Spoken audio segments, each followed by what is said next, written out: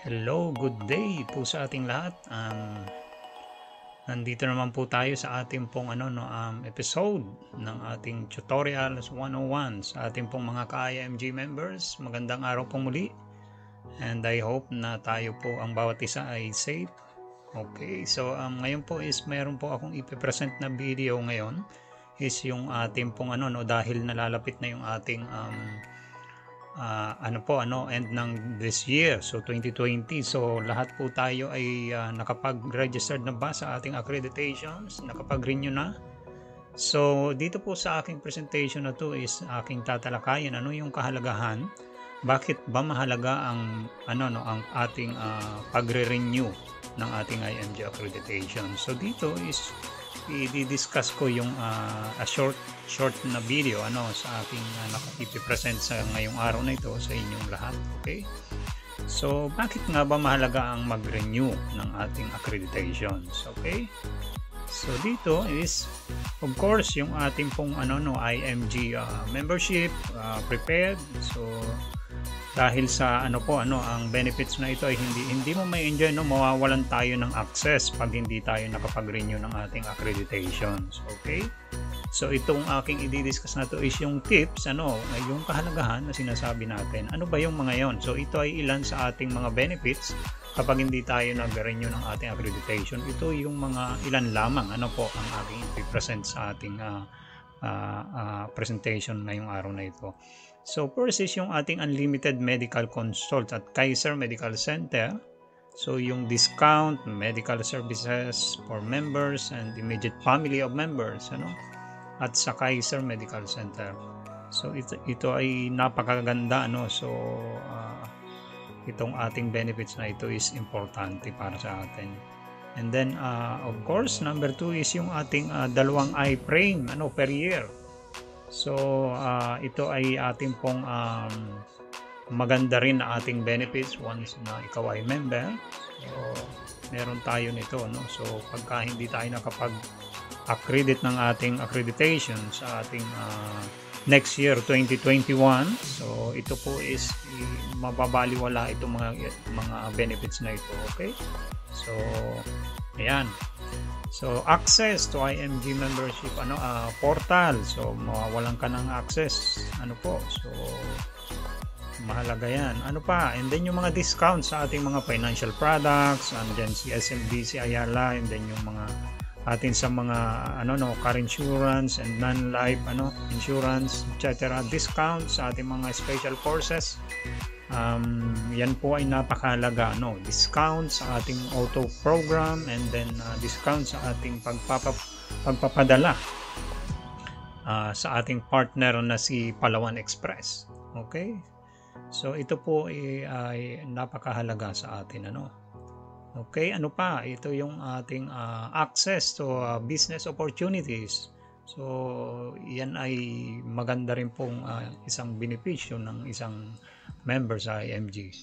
Okay, so automatic renewal ng 50k Fidelity Life Insurance. So mayroon tayong 50,000 so wag nating walang bahala yung pag-accredit natin sa ating bilang IMG member so mahalaga na nire-renew natin, ina-accredit natin yung ating parang pinakang license being an IMG member.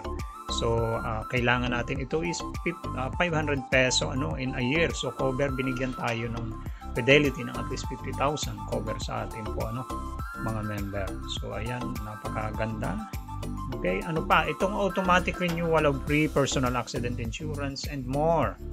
So yung mga free gifts, meron po tayong 100 to 300,000 free personal accident insurance by Manila Bankers Life. So pag hindi tayo nag-accredit, again sayang itong mga to so protektahan tayo in 1 year. So ito ay isang maganda rin na ating benefits once na nag-IMG member ka. Okay, so isa pa, ito ay ang isa sa mga importante na benefits ay ang insurance coverage. Kapag hindi nakapag-renew ng accreditations, maglalapse ang insurance. So syempre ayaw nating mangyari yon. At syempre pag nag-lapse, walang benefit. At pag nag-die too soon si member, hindi matatanggap ng beneficiary ang mga insurance proceeds. Okay, so clear. So At in case of accident or na-disable si member, hindi din siya makakatanggap ng disablement benefits.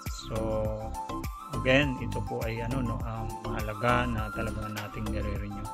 Importante ito lalo na sa mga IMG member living and working abroad. So yung mga OFW na international and member code, dahil mas mataas yung personal accident coverage natin at mas marami ang mga benefits natin, kasama na yung repatriation benefits, merong worth 500,000 tayong coverage and 100,000 coverage, total of 600,000. So is napakalaking halaga po at tulong sa atin if in case something happens sa ating mga member dito sa IMG. Okay, so ngayon ay nalaman natin yung kahalagahan, yung how important and understand the membership benefits. Okay, so what is the next step? Siyempre, ito wag mong ipagpaliban yung next nating accreditation ngayong 2021. So ano pong hinihintay natin? Mag-renew tayo. Ito ang accreditation fee. International is 1,500 for all members and new members from January 1 to September. So yung month na yon is 1,500 peso po yung ating accreditation fee. And then let's say pagka yung may nag-member sa IMG at nag-start siya ng month of October, okay, so ang accreditation fee niya lang po is 500 peso. And then yung new members na nag-start siya ng November, 300 peso. And then yung new members ng December 2020 is 200 peso yung accreditation niya. Okay? So sa mga hindi pa nagpapa-member sa IMG, join na dito sa amin and then be a part of our campaigns na convert people into savers, yung mga ating mga kababayan na na gusto ring matutunan yung IMG at makuha itong mga ganitong benefits is welcome po kayo. And then we are really happy to assist and teach you, guide you on how to properly manage your money. Okay? So that's all. So yan po ang aking nai-present sa ngayong gabi at sana po ay kayo ay merong napulot at natutunan sa aking kaunting napaka-exciting presentation tonight. Okay?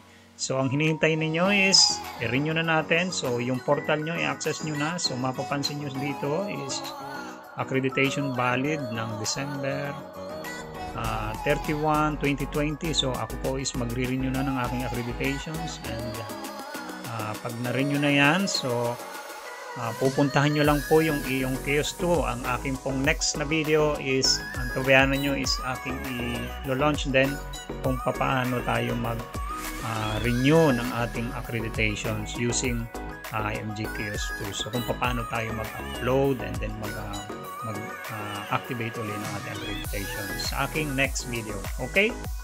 So that's all. Thank you very much and have a good day. Thank you.